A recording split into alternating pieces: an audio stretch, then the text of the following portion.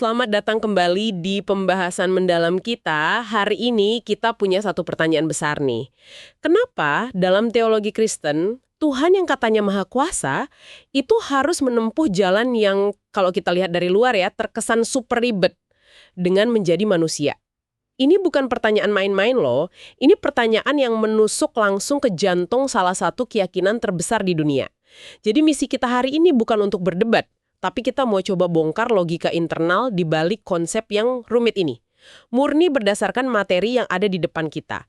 Oke, mari kita bedah ini. Tepat. Dan konsep ini ada namanya, inkarnasi. Ini benar-benar pilar utama dalam iman Kristen.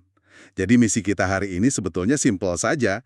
Kita mau coba telusuri alur pikir di balik ide ini. Apa yang menarik di sini adalah bagaimana sebuah ide yang kedengarannya paradoks, yang tak terbatas kok jadi terbatas, yang abadi kok masuk ke dalam waktu, justru itu dianggap sebagai puncak pengungkapan diri Tuhan. Ini semacam perjalanan intelektual lah ke dalam sebuah argumen teologis yang sudah dibentuk ribuan tahun yang lalu. Oke, kita mulai dari dasarnya dulu ya. Sebelum kita loncat ke pertanyaan kenapa, kita samakan dulu pemahaman soal apanya. Jadi, apa sih sebetulnya arti dari kalimat kunci, firman itu telah menjadi manusia, yang sering dikutip itu? Nah, itu titik awalnya. Materi kita kan merujuk ke Injil Yohanes pasal 1. Ayat pertama bilang, firman itu adalah Allah, terus di ayat 14, firman itu telah menjadi manusia. Dalam teologi Kristen klasik, yang dirumuskan lebih detail di Konsili Kalsedon, ini dipahami sebagai dua natur. Dua natur yang ada bersamaan dalam satu pribadi, Yesus Kristus. Dia itu 100% Allah, dan pada saat yang sama, 100% manusia. Jadi S gitu, dan untuk sementara dia berhenti jadi Tuhan? Pertanyaan bagus sekali. Dan materi kita menekankan ini adalah pembeda yang sangat krusial. Jawabannya, tidak. Konsepnya bukan perubahan, tapi penambahan. Teologinya bilang, Allah anak tidak berhenti menjadi Allah. Sebaliknya, dia mengambil atau mengenakan natur manusia pada dirinya. Analogi yang sering dipakai itu seperti seorang raja yang mengenakan pakaian rakyat jelata untuk hidup di antara mereka. Dia tidak berhenti jadi raja loh, statusnya tetap ada, tapi ia secara sukarela mengambil kondisi dan pengalaman rakyatnya. Analogi raja itu cukup membantu, tapi saya mau coba challenge sedikit. Kalau seorang raja pakai baju rakyat jelata, dia kan tetap bisa pakai kartu rajanya kapan saja kalau situasinya genting. Dia bisa bilang, stop, saya ini raja. Nah, apakah dalam teologi ini kemanusiaan Yesus itu juga semacam penyamaran? Atau dia benar-benar terikat pada batasan-batasan manusia seperti kita semua? Pertanyaan yang sangat tajam, dan langsung ke intinya. Teologinya akan menjawab, dia benar-benar terikat. Ini bukan penyamaran. Saat dia mengambil natur manusia, dia secara sukarela memilih untuk tidak menggunakan kuasa ilahinya untuk keuntungan pribadi. Dia merasakan lapar yang sesungguhnya, lelah yang sesungguhnya, godaan yang sesungguhnya. Dia tidak curang gitu. Jadi, ini adalah dua natur, ilahi dan manusia, yang menyatu dalam satu pribadi. Tapi natur ilahinya tidak meniadakan realitas penuh dari pengalaman manusiawinya. Ini komitmen total. Oke, jadi dia benar-benar terikat. Bukan sekedar penyamaran. Itu justru bikin pertanyaan kenapanya jadi makin krusial. Kenapa harus sampai segitunya? Nah, materi kita menyajikan 4 alasan utama di baliknya. Mari kita masuk ke yang pertama. Untuk menyatakan Allah secara penuh. Betul. Alasan pertama ini soal masalah pengetahuan. Gimana caranya makhluk yang terbatas kayak kita ini bisa benar-benar kenal sama Tuhan yang tak terbatas, tak terlihat, dan transenden? Menurut kerangka berpikir ini, semua cara Tuhan menyatakan diri sebelumnya, lewat hukum, lewat nabi, itu belum tuntas. Inkarnasi di sisi lain, bikin Tuhan bisa dikenal secara konkret dan personal. Ini memindahkan pemahaman tentang Tuhan dari sekedar konsep abstrak di kepala menjadi sebuah pribadi yang bisa dilihat dan disentuh. Materi kita mengutip klaim radikal Yesus, "Barang siapa telah melihat aku, ia telah melihat Bapa." Jadi ini semacam upaya menerjemahkan dirinya ke dalam bahasa yang paling bisa kita mengerti ya, bahasa manusia itu sendiri. Paham?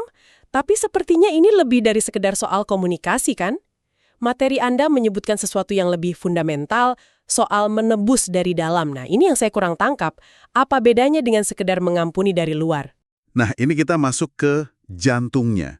ke doktrin keselamatan. Menurut teologi ini, masalah utama manusia itu bukan cuma daftar perbuatan salah, tapi sebuah kondisi yang rusak. Kondisi ini disebut dosa, yang artinya lebih dalam dari sekedar pelanggaran hukum, yaitu keterputusan dari Tuhan dan kerusakan natur kemanusiaan itu sendiri. Disinilah muncul prinsip dari seorang bapak gereja bernama Athanasius, yang sangat terkenal, apa yang tidak diambil, tidak ditebus. Tunggu, apa yang tidak diambil, tidak ditebus. Itu kedengarannya absolut banget ya. Maksudnya, kalau ada satu saja bagian dari pengalaman manusia, katakanlah rasa ragu atau rasa takut, yang tidak dia ambil atau alami, maka bagian itu tidak bisa diselamatkan. Begitu cara membacanya. Tepat sekali cara membacanya. Logikanya persis seperti itu. Agar bisa menyembuhkan atau memulihkan natur manusia yang rusak itu secara total, sang penyembuh harus benar-benar menyentuh dan menjadi bagian dari seluruh natur itu. Kalau Allah hanya menyelamatkan dari luar, misalnya dengan sekedar mengeluarkan dekret pengampunan dari sorga, itu mungkin menyelesaikan masalah hukumnya, tapi tidak menyembuhkan penyakitnya di level seluler kalau boleh pakai istilah modern. Dengan menjadi manusia seutuhnya, merasakan sukacita, kesedihan, godaan, bahkan ketakutan, Allah dalam Kristus mengambil seluruh paket kemanusiaan kita, agar seluruhnya itu bisa dipulihkan. Jadi, penebusan di sini bukan sekedar pembatalan hukuman, tapi sebuah pemulihan natur dari dalam. Oke, saya mulai nangkap. Jadi ini bukan seperti presiden yang memberikan grasi atau pengampunan kepada narapidana dari istananya yang nyaman dan jauh. Ini lebih kayak seorang dokter ahli yang dengan sengaja masuk ke zona karantina, terinfeksi penyakit yang sama dengan pasiennya untuk menciptakan antibodi dari dalam tubuhnya sendiri dan menyembuhkan wabah itu dari sumbernya. Begitukah kira-kira logikanya? Analogi itu sangat presisi. Solidaritas total untuk tujuan restorasi total. Dan bagian paling fundamental dari kerusakan atau penyakit manusia itu kan akhirnya, yaitu kematian. Dan ini membawa kita dengan mulus ke alasan ketiga yang terdengar seperti sebuah paradoks besar. Yaitu untuk mengalahkan kematian melalui kematian. Nah, itu dia. Itu langsung nyambung. Ini bagian yang paling terdengar seperti plot film buat saya. Mengalahkan api dengan api, tapi dalam skala kosmik. Rencananya terdengar gila, tapi brilian. Gimana cara kerjanya? Dan memang paradoks ini disengaja, ini inti narasinya. Dalam kerangka ini, Tuhan tidak menunjukkan kuasanya dengan cara menghindari atau menghancurkan penderitaan dari jauh. Sebaliknya, dia masuk sepenuhnya ke dalam penderitaan itu. Logikanya begini, musuh terbesar manusia menurut teologi ini adalah maut atau kematian. Nah, untuk bisa mengalahkan maut, sang pemenang harus masuk ke wilayah kekuasaan maut itu sendiri. Allah sebagai roh yang abadi, secara definisi kan tidak bisa mati. Jadi, supaya dia bisa mengalami kematian secara real, firman itu harus mengambil tubuh manusia yang fana. Dengan tubuh manusia itulah dia bisa mati. Dan dengan bangkit dari kematian dalam tubuh yang sama, dia menunjukkan bahwa maut tidak lagi punya kata akhir. Kuasa maut telah dipatahkan dari dalam. Jadi tanpa tubuh manusia, tidak ada kematian yang nyata. Tanpa kematian yang nyata, tidak ada kemenangan atas maut lewat kebangkitan. Wow, jadi kemanusiaannya itu menjadi semacam arena pertarungan, tempat maut itu sendiri dikalahkan. Oke, jadi dia datang untuk menyatakan diri, dia datang untuk memperbaiki dari dalam, dia datang untuk mengalahkan musuh terbesar. Terus apa? Apa tujuan akhirnya dari semua ini? Ini membawa kita ke alasan keempat, untuk mempersatukan Allah dan manusia. Tepat. Jika tiga alasan sebelumnya adalah prosesnya, pewahyuan, penebusan, kemenangan, maka yang keempat ini adalah tujuan akhirnya. Inkarnasi dilihat sebagai jembatan agung, jembatan yang menyatukan dua realitas yang tadinya tampak mustahil bersatu, yang ilahi dengan yang insani, kekekalan dengan sejarah, roh dengan materi. Dengan Tuhan mengambil natur manusia, terciptalah sebuah persatuan permanen antara Sang Pencipta dan ciptaan. Sumber kita menyebutkan tujuan akhirnya dengan mengacu pada ayat dari 2 Petrus, yaitu agar manusia dapat berpartisipasi dalam hidup Allah. Ini bukan berarti manusia jadi Tuhan ya, tapi lebih seperti diangkat ke dalam sebuah persekutuan dan relasi yang begitu intim dengannya. Sebuah kondisi yang dianggap telah hilang. Oke, setelah kita mendengar keempat alasan ini, menyatakan diri, menebus dari dalam, mengalahkan maut, dan mempersatukan, kita kembali ke pertanyaan awal. Dari luar, ini semua terdengar sangat kompleks, sangat berliku. Mengapa tidak memilih cara yang lebih simpel? Setelah semua penjelasan ini, apakah semua ini tidak terasa merepotkan atau ribet bagi Tuhan? Pertanyaan itu sangat valid, dan kita harus kembali ke sana. Dari perspektif teologi ini, kata ribet atau repot itu sendiri kurang pas. Kenapa? Karena inkarnasi tidak dilihat sebagai keterpaksaan atau beban. Sebaliknya, ini dipandang sebagai tindakan kasih yang sepenuhnya bebas dan sukarela. Ini bukan sesuatu yang harus Tuhan lakukan karena ada aturan kosmik yang memaksanya. Ini adalah sesuatu yang Dia pilih untuk lakukan. Jadi, ini soal pilihan, bukan soal keterbatasan atau karena tidak ada cara lain. Besis. Dan disinilah konsep kita tentang kemahakuasaan Tuhan justru ditantang dan dibalik.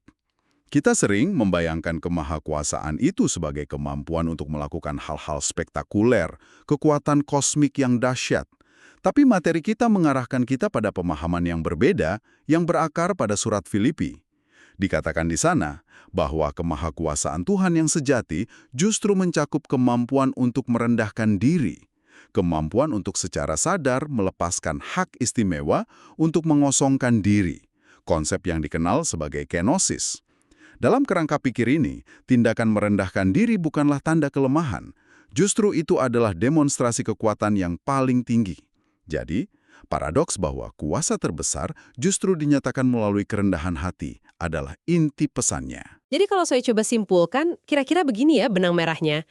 Ini bukan soal Tuhan terbatas sehingga harus menempuh jalan yang ribet, tapi justru ini soal pilihan sadar yang didasari oleh kasih, dan tujuan penyelamatannya bukan sekedar pembatalan hukuman di pengadilan ilahi, melainkan restorasi total sebuah hubungan dan pemulihan natur kita yang rusak.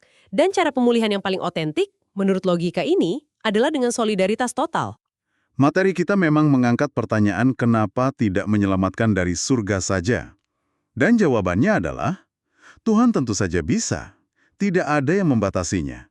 Namun jalan inkarnasi dipandang sebagai cara yang paling konsisten dan paling sempurna dalam mengekspresikan siapa Tuhan itu sesungguhnya. Dan argumen ini ditutup dengan mengacu pada 1 Yohanes yang menyatakan Allah adalah kasih. Jika sifat fundamental Tuhan adalah kasih, maka tindakan penyelamatan yang paling mencerminkan sifat itu bukanlah tindakan kekuasaan dari jarak jauh, melainkan tindakan kasih yang rela mendekat, maksud, dan bersatu dengan yang dikasihinya. Baik, jadi dari pembahasan materi Anda, kita melihat bahwa konsep Tuhan menjadi manusia dalam teologi Kristen bukanlah karena Tuhan kurang kuasa, tapi justru sebaliknya. Ini sebuah argumen bahwa kuasa tertinggi diekspresikan melalui kasih, dan kasih itu memilih jalan solidaritas, bukan menyelamatkan dari jauh, tapi terjun langsung ke dalam sejarah dan penderitaan manusia untuk memulihkannya dari dalam. Tepat sekali. Dan ini membawa kita pada satu pertanyaan penutup yang menarik untuk Anda renungkan, yang muncul secara alami dari semua yang kita bahas. Kita memulai dengan bertanya, mengapa Tuhan memilih jalan yang ribet? Tapi bagaimana jika pertanyaan itu sendiri, tanpa kita sadari, justru lebih banyak mengungkap tentang konsepsi kita mengenai kekuasaan, efisiensi, dan kekuatan? Bagaimana jika seluruh kerangka pemikiran yang kita bedah hari ini sengaja menantang definisi kita tentang apa itu kuasa? Coba renungkan ini. Apa maknanya jika, dalam sistem teologis ini, tindakan kekuasaan yang terbesar bukanlah penciptaan alam semesta dari ketiadaan atau demonstrasi kekuatan kosmik yang maha dahsyat, melainkan tindakan yang tampaknya paling lemah. Tindakan mengosongkan diri dan merendahkan hati demi solidaritas total dengan yang lain.